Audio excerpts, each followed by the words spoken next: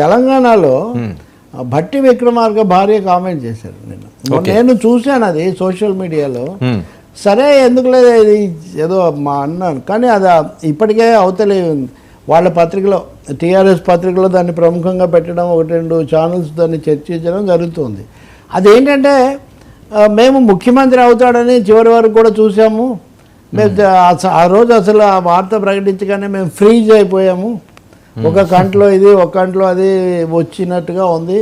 అంత చేసి అన్ని కూడగట్టిన ఆయన ముఖ్యమంత్రి కావాల్సి ఉండే, ఆయన కాకపోవటం చాలా బాధాకరం. ఈ పద్ధతిలో ఆమె మాట్లాడినప్పుడు సరే ఆమె మార్వాడి కాబట్టి ఆమెకు తెలుగు భాషలో కొంచెం ఉచ్చారణలో లేకపోతే వీటిలో కొన్ని తేడాలు ఉంటాయని అంటున్నారు. కానీ ఏదైనా కానీ కొత్త ప్రభుత్వానికి సరిగ్గా నెల రోజులు గడుస్తున్న సమయంలోనే రాకూడని చోటు నుంచి ఇటువంటి ఒక వాయిస్ రావటం అన్నది మటుకు కాంగ్రెస్ జాగ్రత్త పడాల్సిన అంశం అని చెప్పక తప్పదు. ఎందుకంటే ముఖ్యమంత్రి కావాల్సిన కాలేకపోయాడు, ఉప ముఖ్యమంత్రి అయ్యారు.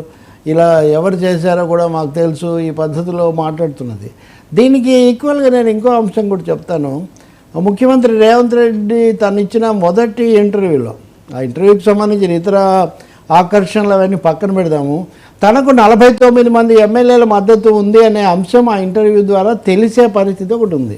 ఎందుకంటే ఆయనేమో అడిగాడు, మీకు 49 మంది అంట కదా మద్దతు అంటే, దాన్ని నేను అవేమో ఆ సంఖ్య నాకు తెలియదు, తెలిసినా నేను చెప్పను అని దాన్ని ఏమి అంటే మొత్తం మీద 49 అన్నది ఇప్పుడు నాకు తెలుసు అంటే అక్కడ వినడం ద్వారానే. అంటే ఉప ముఖ్యమంత్రికి సంబంధించిన వాళ్ళు కుటుంబ సభ్యులు, ఆమె కాంగ్రెస్ నాయకురాలు కాకపోవచ్చు, ఇలా చెప్పటం అట్లా ఆమె చెప్పడానికి ముందో లేదా చెప్పిన రోజే కూడా కావచ్చు, అంతకు ముందు రోజు రేవంత్ అనుకో ముఖ్యమంత్రి ఏమో నాకు 49 మంది ఉంది అనే ఒక సూచన ఆ ఇంటర్వ్యూ నుంచి రావటం మటుకు ఆసక్తికరమైన అంశం కదా. ఇంకా వేరే ముఖ్యమంత్రి ఉప ముఖ్యమంత్రి శిబిరాల నుంచి స్టార్ట్ అనే ఇంకా రకరకాలవి ఉన్నాయి. కానీ బట్ ఇది ఒక మేజర్, ఒక ముఖ్యమైన అంశం. అయితే ఆమెకు కూడా ఎంపీగా పోటీ చేయాలనే ఆలోచన ఉంది, చాలా బలంగా కోరుకుంటారని అంటారు ఆయన భార్య నందిని ఆమె. తర్వాత ఏం జరుగుతుందో నాకు తెలియదు. అంటే ఇది నేను ముందే మనం మాట్లాడితే తెలిసింది, బయటకు వచ్చింది కాబట్టి దాన్ని అవాయిడ్ చేయడం కంటే ఎందుకని చెప్తున్నా. ఇంత తొందరగా ఈ అంశం ఇలా వస్తుందని ఎక్స్పెక్ట్ చేయలేదు. మంచి ఉపయోగం కూడా లేదు, ఐక్యత ఇలాంటివి ఎంత. ఇంకోటి ఏదో ఫిర్యాదు నమోదైందని కూడా ఎవరో చెప్తున్నారు. మూడోది కూడా ఒకటి ఉంది, ఏపీ తెలంగాణ రెండుకి సంబంధించి కొడాలి నాని మాట్లాడింది ఇదే ఇంటర్వ్యూలో. ఆయన నాకు ఫోన్ చేయలేదు అన్నట్టు, మీతో కూడా నేను చేయకపోవటం వాళ్ళ దీని మీద ఆధారపడి ఉంటుంది. ప్రోటోకాల్ ఏమి ఉండదు కదా. ట్వీట్ చేశాడు ఆ ముఖ్యమంత్రి, ఆ ట్వీట్కు ఉన్నంత ధన్యవాదాలు చెప్పడానికి కూడా నేను ఫోన్ చేయొచ్చు, పెద్ద సమస్య ఏం కదా. ఆ సుహృద్భావం ఎంత ఉంది అనేది వేరే లెక్క. కానీ నేను కొడాలి నాని మరి అసలు మీరేం సుప్రీమా, మీకు ఎందుకు చేయాలి, ఇది చేయకుండా ఉండొచ్చు, కానీ ఎందుకు చేయాలి అని ఇట్లాంటివన్నీ ఆక్షేపించి ఇవన్నీ కూడా ఇవి పరస్పర గౌరవము, సున్నితంగా ఉండాల్సిన అంశం. ఆయన ఎందుకు అన్నాడో ముఖ్యమంత్రి రేవంత్ రెడ్డి ఆ రోజు చెప్పొచ్చో చెప్పకూడదో ఇంతవరకు చేయలేదు అని ఆయన ఒక మాట అన్నాడు. దాని మీద మాట్లాడితే ముఖ్యమంత్రి ఆ కార్యాలయం చెప్పదలుచుకుంటే చెప్తుంది. సామాన్యంగా జగన్కి అలాంటి అలవాటు లేదు.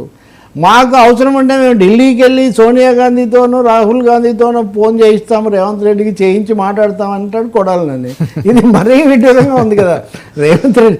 ఇప్పుడు కాంగ్రెస్కు వైసీపీకి ఉన్న సంబంధాలలో వీళ్ళు ఢిల్లీ వెళ్ళి సోనియా గాంధీ రాహుల్ గాంధీతో మాట్లాడి వాళ్ళతో రేవంత్ రెడ్డికి ఫోన్ చేయించి మాట్లాడటం ఇది ఏమన్నా అంటే అసలు ఈ చర్చలు ఇది అనవసరమైన వ్యక్తిగత విషయాలు కాదు. ఇవి రెండు రాష్ట్రాల మధ్య సంబంధాలను ప్రభావితం చేస్తాయి. కాబట్టి ఆయన కూడా మాజీ మంత్రి, మంచి వాగ్దాటి ఉన్నవారు. రాజకీయ అంశాల మీద కేంద్రీకరించడం చాలా మంచిది.